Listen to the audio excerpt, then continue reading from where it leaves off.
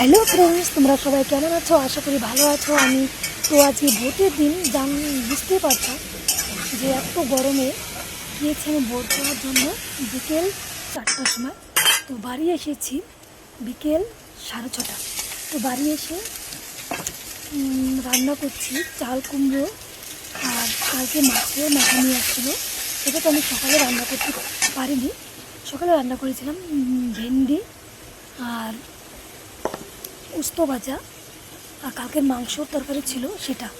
তো আমি এখন ভোট দিয়ে এসে রান্না করলাম চাল কুমড়ো ঘন্ট আর মাছের মাথা দিয়ে। তো আমি রান্না করেছি, আমি ঠিক জানি না রান্না করতে, তবুও রান্না করলাম। তো কীভাবে রান্না করলাম দেখতে তো পাচ্ছেন।